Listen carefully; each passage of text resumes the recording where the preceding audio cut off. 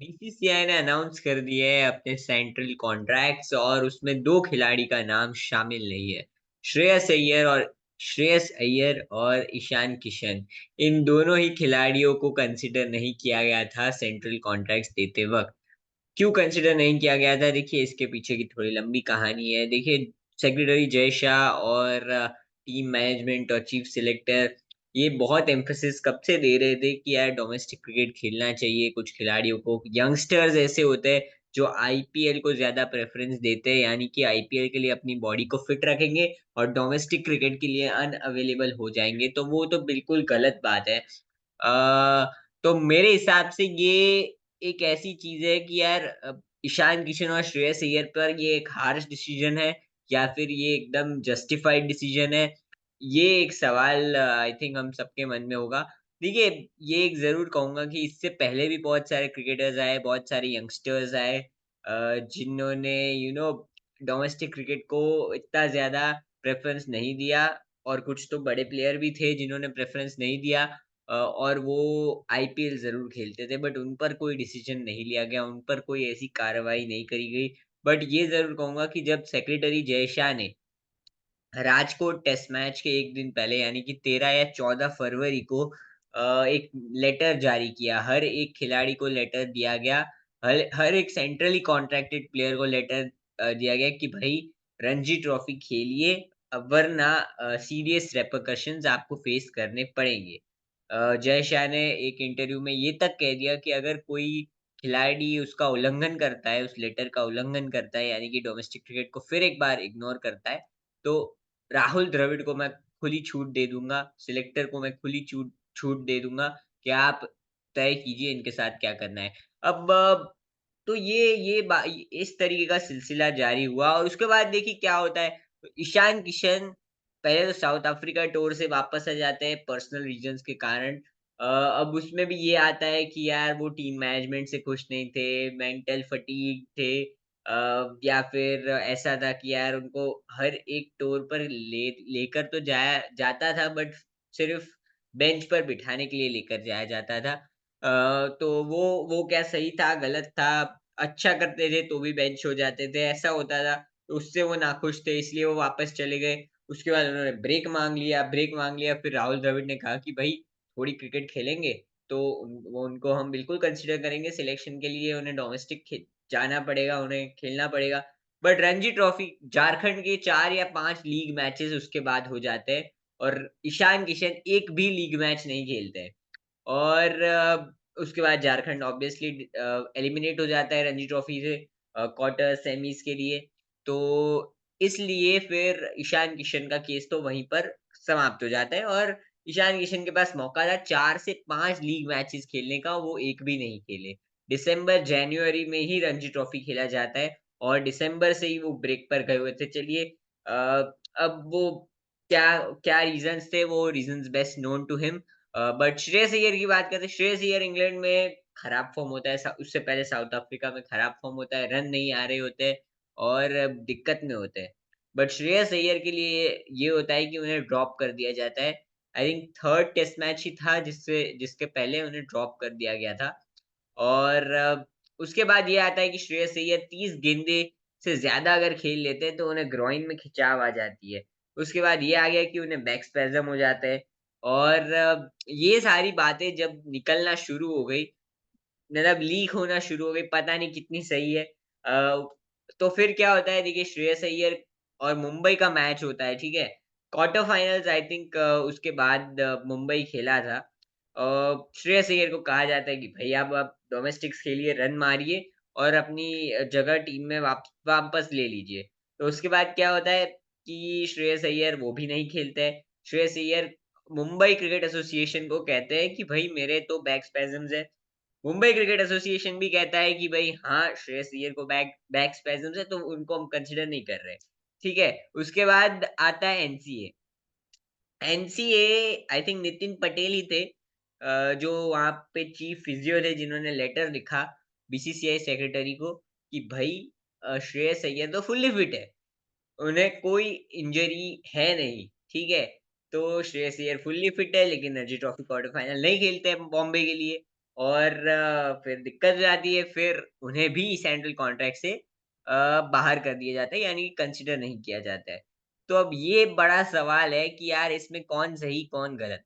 श्रेयस अय्यर और ईशान किशन, देखिए सब सिंपल सी बात है, अगर उन्होंने रणजी ट्रॉफी मिस की, इम्पोर्टेंट गेम्स नहीं खेले, कोई भी रीज़न हो, वो डीवाई पाटिल टूर्नामेंट खेल सकते हैं। ईशान किशन डीवाई पाटिल टूर्नामेंट खेलते हुए नज़र आए, बट यार रणजी ट्रॉफी नहीं खेल रहे, यार ये तो कोई बात बनती नहीं है। हालाँकि डीवाई पाटिल जब शुरू हुआ, जब वो पहला मैच खेले, तब तक झारखंड ऑलरेडी एलिमिनेट हो चुका था, बट उससे पहले भी 4 से 5 मौके आए कि ईशान अपना अपना केस रखे कि यार भई मैं भी रन्स बनाता हूँ, मैं मुझे भी आप ले सकते हैं यार। सबसे बेस्ट चीज़ यही है, टीम मैनेजमेंट आपको बाहर रख ही नहीं सकती अगर आप रन्स बना रहे हो तो।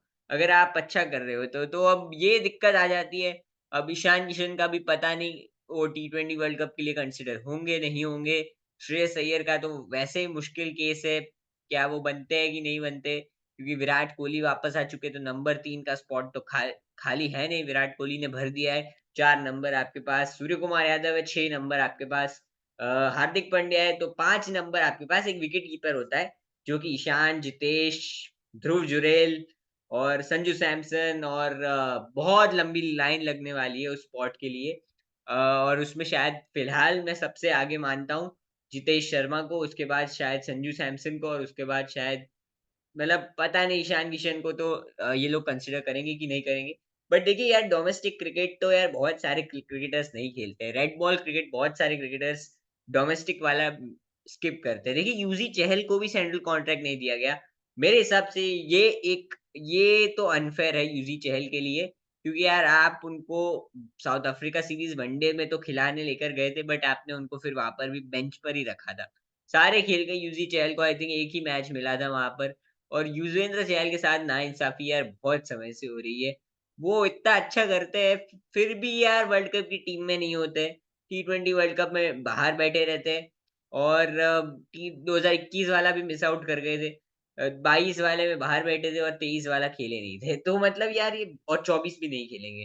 तो यार ये तो बहुत ज़्यादा अनफ़ेयर है। यूज़ी चहल के लिए तो फ़ील होता है।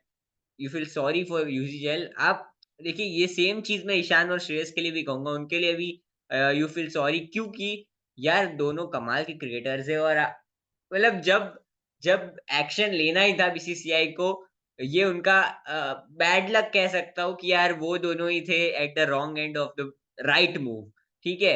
अब ये ज़रूर कहूँगा कि शायद ये थोड़ा पहले भी ले सकते था बीसीसीआई, बहुत लेट ले लिया, but better late than never. बहुत सारे क्रिकेटर्स थे जो आईपीएल खेलते थे बट रणजी ट्रॉफी नहीं खेलते थे। आई थिंक ये सिलेक्शन में भी एक वो पैमाना हो जाना चाहिए कि कौन डोमेस्टिक्स भी खेलता है, कौन, देखिए विजय हज़ारे सब खेल लेते हैं क्योंकि वो आईपीएल ऑक्शन से ठीक पहले होता है, ठीक है? आई थिंक नवंबर-दिसंबर में होता है, फिर दिसंबर, जैन, फ़ेब आपका रणजी ट्रॉफी होता है, और अक्टूबर में सैयद मुश्ताक होता है। सैयद मुश्ताक सब खेलते हैं क्योंकि आईपीएल का ऑडिशन है। विजय हज़ारे भी सब खेलते हैं क्योंकि यार वो ठीक आईपीएल से पहले है। इस बार विजय Hazare by the way Yuzvendra चहल की टीम ने जीता था, हरियाणा ने, और आई थिंक उस टीम से वो हाईएस्ट विकेट टेकर रहे थे। फिर भी उन्हें सेंट्रल कॉन्ट्रैक्ट नहीं मिला, ये बहुत गलत है। तो आप समझ सकते हैं यार, ये डोमेस्टिक क्रिकेट वर्सेस आईपीएल वाली जो एक भिड़ंत है, उसका उसका आपको निवारण निकालना पड़ेगा, क्योंकि यार बहुत लंबा, ये बहुत सारे खिलाड़ी हैं। ऑब्वियसली अनऑफिशियली पता चलता है, कहीं लीक से पता चलता है, या कहीं मीडिया में खबर छप जाती है तो हमें पता चलता है कि कौन खिलाड़ी खेलता है, कौन बहानेबाज़ी करता है, कौन एनसीए में रहता है। हार्दिक पांड्या का भी एक बड़ा दिलचस्प हुआ, उन्हें भी ए कॉन्ट्रैक्ट मिला, बट हार्दिक पांड्या से भी मेरे हिसाब से, जो एक इंडियन एक्सप्रेस अखबार ने खबर करी कि हार्दिक पांड्या को कॉन्ट्रैक्ट इसलिए मिला क्योंकि उनसे राइटिंग में अंडरटेकिंग ली गई कि भई जब मैं नेशनल ड्यूटी पर नहीं होऊँगा, तब मैं थोड़ी बहुत व्हाइट बॉल डोमेस्टिक क्रिकेट खेलूँगा। जैसे कि विजय हज़ारे हो गया, सैयद मुश्ताक अली हो गया। रणजी ट्रॉफी तो आई थिंक हार्दिक पांड्या नहीं ही खेलेंगे। उन्होंने आई थिंक अपना रेड बॉल का सोच लिया है कि यार रेड बॉल क्रिकेट मेरी बॉडी शायद सपोर्ट नहीं करेगी, इतना लंबा क्रिकेट नहीं सपोर्ट करेगी, तो अब पता नहीं वो खेलते नहीं खेलते। बट हार्दिक पांड्या को भी ये है कि उन्होंने रिटर्न में अंडरटेकिंग दी है, as per report of Indian express, अब पता नहीं वो भी कितना सही है, कितना गलत है। कुछ ऐसे हो जाता है कि यार कितना क्रेडिबल सोर्स है, ये हमें दिक्कत हो जाती है। हालाँकि इंडियन एक्सप्रेस और आई थिंक जिस जर्नलिस्ट ने वो खबर करी है, वो जाने जाते हैं अपनी काफ़ी एक्यूरेसी के लिए, तो मैं मानूँगा कि वो खबर सही है। और आई थिंक ये बीसीसीआई ने, क्योंकि आई थिंक हार्दिक पांड्या का स्टैचर इतना बड़ा है, शायद श्रेयस और ईशान का इतना नहीं है कि ईशान और श्रेयस पर एक्शन ले लिया गया, हार्दिक पर नहीं लिया गया। और हार्दिक क्योंकि चोटिल भी थे, तो वो उनके पास एक रीज़न था कि मैं ना खेलूँ, अभी फ़िलहाल अपना रणजी ट्रॉफ़ी या कुछ भी। अ, बट वो उनको खेलना चाहिए, बरोड़ा के लिए बिल्कुल खेलना चाहिए। उसके अलावा आई थिंक हार्दिक पांड्या, अभी डीवाई पाटिल भी खेले थे एक मैच। अब पता नहीं यार वो खेल लेते हैं, बट उनकी टीम चलिए अभी आई थिंक बाहर हो चुकी है, तो फिर वहाँ पर भी कोई सवाल उठता नहीं है। हालाँकि श्रेयस अय्यर अगला जो सेमीफ़ाइनल होने वाला है 2 मार्च से, रणजी ट्रॉफ़ी सेमीफ़ाइनल बॉम्बे का आई थिंक तमिलनाडु से है मेरे ख़्याल से, और वो मैच वो खेलने वाले हैं। ऐसा भी पता चला है। तो I think may be Shreyas Iyer भी वापसी कर रहे हैं। वो भी चाहेंगे, देखिए ऐसी बात नहीं है कि यार सेंट्रल कॉन्ट्रैक्ट से हटाए जाने पर ऐसा कुछ नहीं हो जाता है कि आप सिलेक्शन के लिए कंटेंशन में नहीं है। अगर श्रेयस अय्यर भर भर के रन्स बनाए और अच्छा करे, देखिए अब तो डोमेस्टिक्स भी नहीं होने वाले, ठीक है? ये आपका सेमीफाइनल, उसके बाद अगर बॉम्बे फाइनल पहुँचता है, 2 टेस्ट मैच उनको मिलेंगे, वरना 1 ही टेस्ट मैच मिलेगा। और उसके बाद आएगा 2 महीने का आईपीएल, उसके बाद टी20 वर्ल्ड कप जून-जुलाई में, उसके बाद अगस्त-सितंबर आपके आई थिंक थोड़े टेस्ट क्रिकेट होगी उसमें, बट उसमें श्रेयस अय्यर का केस बनता है, नहीं बनता पता नहीं। उसके बाद अक्टूबर में सैयद मुश्ताक, उसके बाद नवंबर-दिसंबर में विजय हज़ारे, और आई थिंक फिर जैन में ही आपका रणजी ट्रॉफी होगा। अब वहाँ वहाँ पर देखते हैं कि वो कमबैक कर पाते हैं कि नहीं। बट हाँ, ये ज़रूर कहूँगा, शायद अभी शॉर्ट टर्म में आपको ये इंडिया के लिए खेलते हुए नज़र ना आए। और ये भी ज़रूर कहूँगा कि यार आईपीएल में दिक्कत ये आ जाती है कि कुछ प्लेयर्स ऐसे होते हैं जो निगल के साथ, ठीक है, पूरा-पूरा आईपीएल खेल जाते हैं, और जैसे ही इंडिया के लिए खेलने की बारी आती है, तो वो एनसीए चले जाते हैं, कहते हैं भई हम हमारा थोड़ा रिहैब है, हमारा कंडीशनिंग करना है, हमें ये करना है, वो करना है, ठीक है, हमें ये दिक्कत है, हमें वो दिक्कत है। बट वो आईपीएल में बाहर नहीं आती है।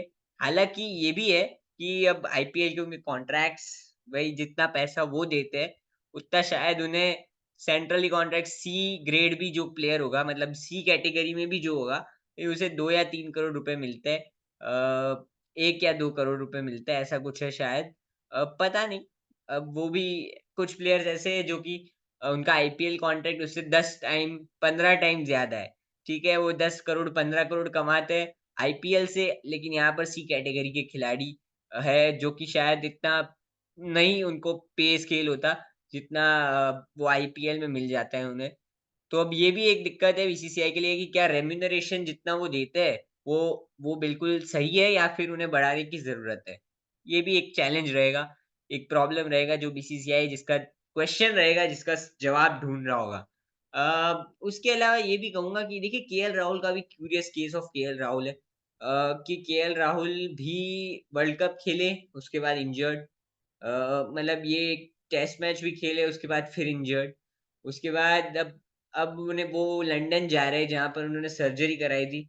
आई थिंक उनका भी आई थिंक किसका इश्यू है, उनका क्वाड्रिसेप्स का इश्यू है, तो अब वो भी उन्हें भी रिहैब करना पड़ेगा, पता नहीं आईपीएल में फिट हो पाते हैं, नहीं हो पाते हैं, वो भी सवाल है।